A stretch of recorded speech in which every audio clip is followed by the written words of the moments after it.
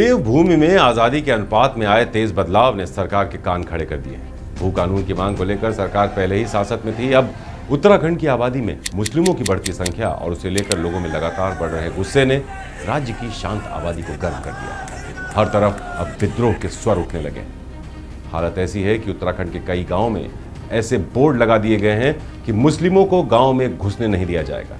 उत्तराखंड सरकार और पुलिस भले ही शांत व्यवस्था को लेकर बड़ी बड़ी बातें कर रहे हो, लेकिन बोर्ड लगाए जाने के बाद धामी सरकार बड़े दबाव में आ गई है। दबाव का ही नतीजा है कि उत्तराखंड की धामी सरकार ने राज्य में सत्यापन का अभियान जोर शोर से शुरू कर दिया है।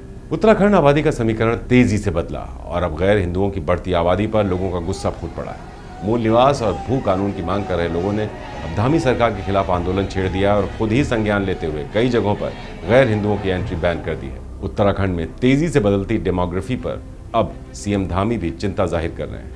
न सिर्फ चिंता जता रहे हैं बल्कि सीएम ने उत्तराखंड में जनसंख्या प्रभाव की जांच के लिए विशेष वेरिफिकेशन अभियान चलाने के निर्देश दिए हैं, जिसके बाद अब उत्तराखंड पुलिस ने बड़े स्तर पर वेरिफिकेशन अभियान चलाने का फैसला किया है। धामी ने देहरादून के पुलिस मुख्यालय में डीजीपी और आला अफसरों के साथ बैठक करते हुए पुलिस को कई दिशा निर्देश दिए। सीएम ने बदलती डेमोग्राफी, धर्म परिवर्तन और लव जिहाद जैसी घटनाओं के खिलाफ पुलिस को सख्ती से एक्शन लेने के निर्देश दिए, जिसके बाद उत्तराखंड पुलिस बड़े स्तर पर वेरिफिकेशन ड्राइव चला रही है, खासतौर पर उन इलाकों में जहां गैर हिंदुओं की आबादी में तेजी के साथ वृद्धि हुई है। देवभूमि का मूल स्वरूप किसी भी कीमत पर बिगड़ना नहीं चाहिए, उसको लेकर हम प्रतिबद्ध भी हैं, हमारा संकल्प है। इसीलिए हम यहाँ पर डेमोग्राफिक जो चेंज की लगातार आप सब लोगों के द्वारा भी अन्य माध्यमों से भी पता होता है, उस पर वेरिफिकेशन ड्राइव चलेगी और पुलिस और हमारा गृह मंत्रालय उस पर संयुक्त रूप से काम करेगा। उत्तराखंड के मूल निवासी लंबे समय से मूल निवास और भू कानून की मांग कर रहे हैं। मूल निवासियों की शिकायत यह है कि बाहर से बड़ी संख्या में आकर लोग पहाड़ों पर बस रहे हैं, इसमें बड़ी आबादी गैर हिंदुओं की है।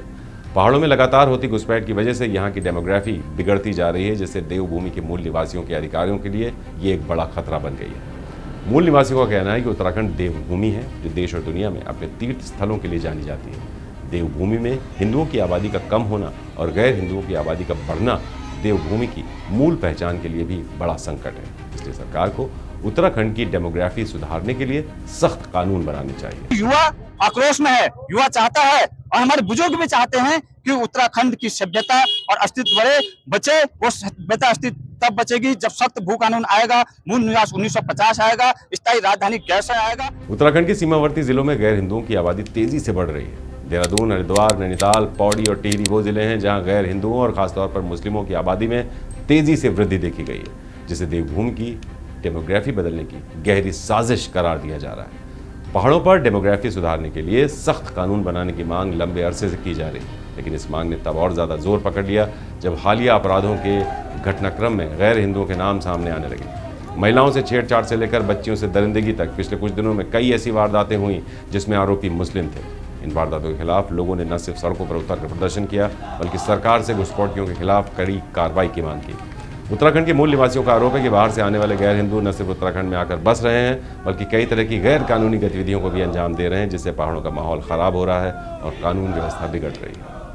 पर्वतीय क्षेत्र है, वहां पर लगातार एक तो ये रिपोर्ट्स आ रही थी कि डेमोग्राफिक चेंज हो रहा है और वहां बाहर से आके संदिग्ध लोग बसने का प्रयास कर रहे हैं और साथ ही साथ कई जगह ऐसे भी प्रकरण हुए जहां नाबालिग लड़कियों को बहला फुसलाकर बाहर के लोग अपने साथ भगा के ले गए हैं।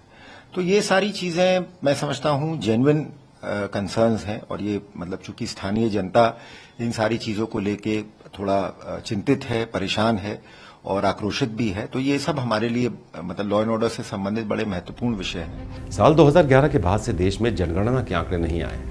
आइए 2011 की जनगणना के आधार पर ही उत्तराखंड की डेमोग्राफी को समझने की कोशिश करते हैं।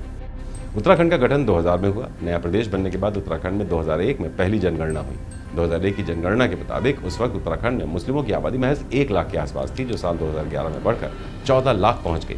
इन 10 सालों में हिंदुओं की आबादी की वृद्धि दर 16% रही, मुस्लिम आबादी की 39% दर्ज की गई। 2001 की जनगणना के मुताबिक उत्तराखंड में हिंदुओं की आबादी 84.95% थी, जबकि उस वक्त मुस्लिमों की जनसंख्या सिर्फ 11.92% थी।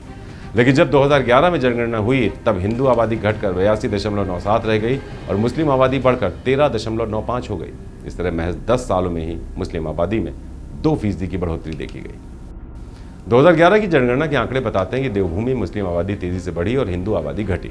2011 के बाद जनगणना नहीं की गई है। ऐसे में जानकार ये मानते हैं कि उत्तराखंड में मुस्लिमों की आबादी पहले से कहीं ज़्यादा बढ़ चुकी है और अब मुस्लिमों की आबादी 18% तक हो चुकी है। अगर गैर हिंदुओं की आबादी इतनी ही तेज़ी से बढ़ती रही तो भविष्य में देवभूमि की डेमोग्राफी पूरी तरह चेंज हो जाएगी और यही स्थिति रही तो 5 से 10 साल में उत्तराखंड मुस्लिम बाहुल्य हो जाएगा। देवभूमि के अलग अलग सामाजिक संगठन इस मुद्दे पर लगातार आवाज़ उठाते रहे, लेकिन जब सरकार नहीं चेती तो लोगों ने खुद ही आंदोलन छेड़ दिया। केदार घाटी से लेकर टिहरी जिले तक में इसका असर देखने को मिल रहा है। कई गांव में साइन बोर्ड लगाए गए हैं कि विशेष समुदाय और बाहरी लोगों को जमीन नहीं दी जाएगी। मूल निवासियों ने विशेष समुदाय के लोगों को चेतावनी देते हुए ये बोर्ड लगाया कि गैर हिंदू, रोहिंग्या, मुस्लिम समुदाय के लोग और बाहरी या फेरी वालों का गाँव में प्रवेश और व्यापार वर्जित है। तो यहाँ पर मुस्लिम समुदाय के लोग अधिक मात्रा में देखे जा रहे हैं। पिछले 7-8 सालों से अगर आप देखें तो यहाँ पर जितने भी भवन बन रहे हैं, जितने भी निर्माण कार्य चल रहे हैं, चाहे घोड़े खच्चर की बात हो, चाहे रोजगार की बात हो, यहाँ तक कि गौरीकुंड जो आपका मिनी नेपाल बन गया है उसमें भी अब गैर हिंदू समाज के लोग ज़्यादा घुस गए हैं, अपने केदारनाथ तक घुस गए हैं। और यहाँ तक कि हम कह सकते हैं कि आने वाला समय कहीं ना कहीं हमारे केदार घाटी के लिए, भविष्य के लिए बहुत बड़ा खतरा है। लोगों का ऐसा ही विरोध टिहरी जिले के कठूड़ गांव में भी देखने को मिला। यहाँ की पहाड़ी संस्कृति और जमीन को बाहरी लोगों से बचाने के लिए लोग अब खड़े हो गए हैं। कठूड़ गांव के लोगों ने सामूहिक रूप से फैसला कर यह तय किया है कि गांव की जमीन को किसी भी हाल में बाहरी लोगों को नहीं बेचा जाएगा।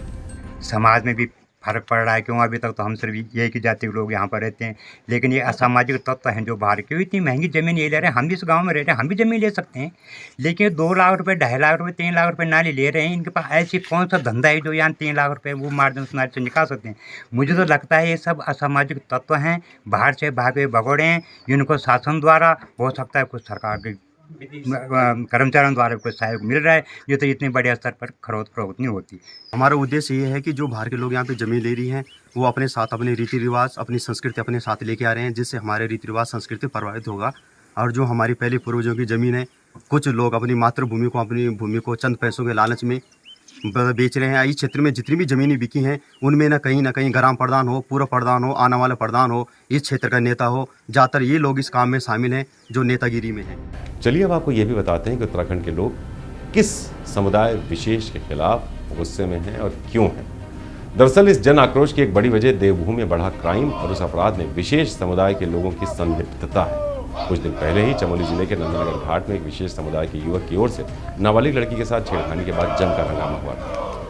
गुस्साए स्थानीय लोगों ने एक विशेष समुदाय के व्यक्ति की दुकान पर तोड़फोड़ की थी। रुद्रपुर में एक अवैध मदरसे में बच्चियों को अश्लील फिल्में दिखाकर मौलवी उनके साथ दुष्कर्म कर रहा था। देहरादून के पलटन बाजार में चप्पल की दुकान पर काम करने वाले एक मुस्लिम लड़के पर चप्पल दिखाने के बहाने लड़की से छेड़छाड़ करने का आरोप लगा, जिसके बाद मौके पर जमकर हंगामा हुआ। वहीं जिम ट्रेनर वसीम की मौत पर विवाद गरमाया हुआ है। पुलिस का आरोप है कि वसीम गौ मांस तस्कर था और पुलिस से बचने के लिए तालाब में कूद गया और तालाब में डूबने से उसकी मौत हो गई। ये हाल फिलहाल की वो तमाम आपराधिक घटनाएं हैं जिसमें आरोपी समुदाय विशेष से संबंध रखते हैं। यही वजह है कि देवभूमि के मूल निवासी गुस्से में हैं और सरकार से कड़ी कार्रवाई की मांग कर रहे हैं। भारत का संविधान देश के हर नागरिक को यह अधिकार देता है कि वह देश के किसी भी हिस्से में जाकर रह सकता है। इस अधिकार के तहत सभी धर्म के लोगों को समान रूप से छूट है कि वो जहाँ चाहें जा सकते हैं, रह सकते हैं। लेकिन अगर किसी राज्य में जनसंख्या असंतुलन बढ़ता है तो इससे वहाँ के मूल निवासियों के साथ साथ सरकार को भी परेशानी होती है। देवभूमि उत्तराखंड में ऐसा ही हो रहा है। उत्तराखंड राज्य गठन के वक्त मुस्लिमों की आबादी 1% थी, जो 2 दशकों में 18% तक पहुँच गई है। डर इस बात का है कि आने वाले दशकों में देवभूमि उत्तराखंड मुस्लिम बाहुल्य हो जाएगी।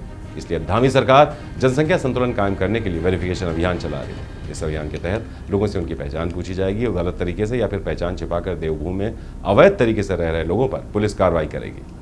पहाड़ों की डेमोग्राफी सुधारने के लिए धामी सरकार का ये एक बड़ा कदम है। अब ये कदम कितना असरदार होगा ये कहना भी जल्दबाजी है। श्रेष्ठ उत्तराखंड पर खबरों से जुड़े रहने के लिए चैनल को सब्सक्राइब और लाइक करें, बेल आइकन दबाएं और देखते रहें श्रेष्ठ उत्तराखंड।